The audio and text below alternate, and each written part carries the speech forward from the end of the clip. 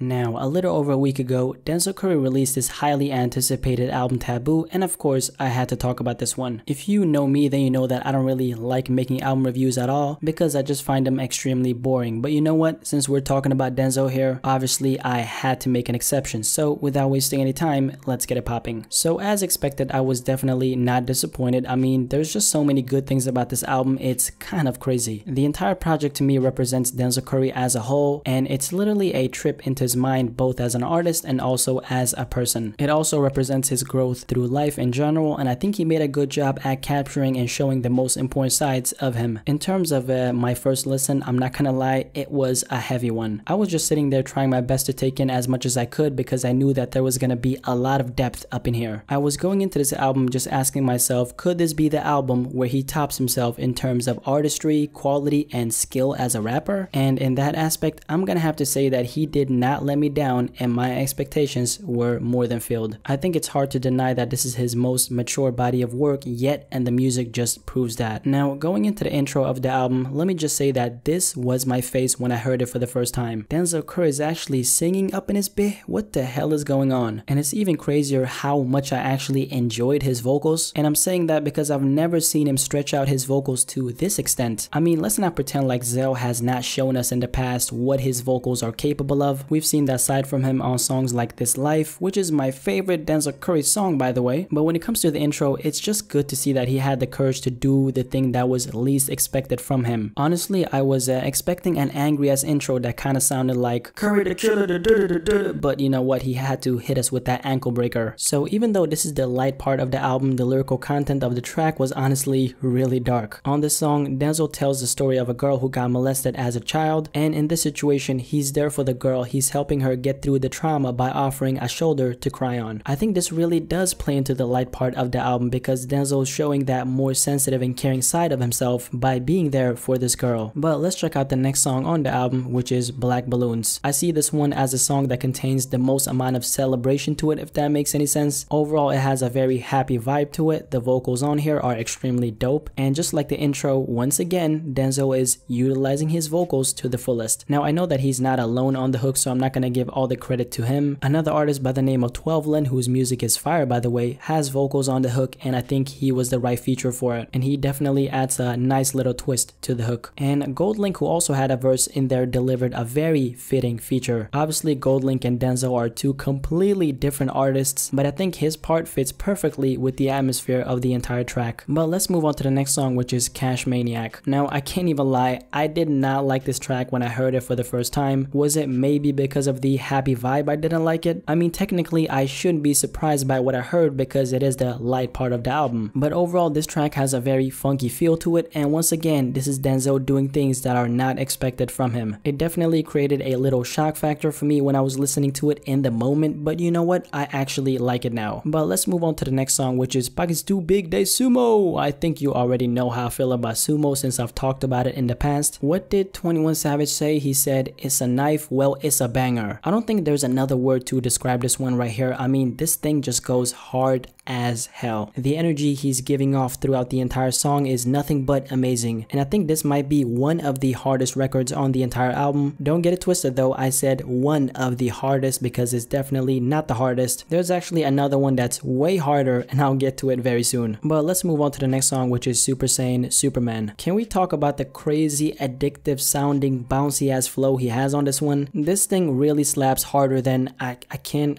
think about anything that's harder than this, so let's just leave it at that. I feel like the instrumental on this track right here gave Denzel the freedom to do what he did, and comparing it to any other song on the album, more than anything, it sounds like he had a fun time making this track, and it really just bleeds into the entire vibe of the song. And looking at the project as a whole, I think a song like this was very much needed to kind of break the seriousness of the album. But let's move on to the next song, which is Switch It Up. Goddamn, there's a lot of different voice inflections all over this track right here, but I'm 100% for it. Initially, personally, I didn't really look too deep into this track because I didn't think there was a deeper meaning to it, and I didn't think there was a specific message he was trying to get across. But from listening to it, it's very evident that he's touching upon people who switch up on him, maybe because he's not doing good financially or at life in general. Now, if you take a look at the lyrics, he has some references about his homie pulling a gun on him. Now, that could be literally, or maybe it's just a symbol for the message he's trying to get across. Regardless, the message he's trying to illustrate is clearly about betrayal of some kind. And I don't know if you noticed, but he actually has a line about X on here, and it's these lyrics right here. I got new niggas telling these new niggas that I don't fuck with my brother.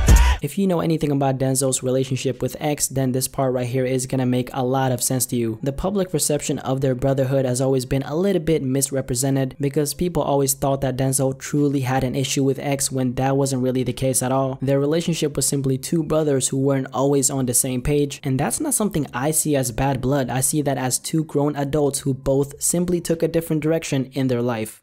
But the last conversation we had, it was talk about everything. We talked about every single thing, that what was bothering him about me and what was bothering me about him. And we literally got it to where it was like the most stable thing we had in a long time from where we first met.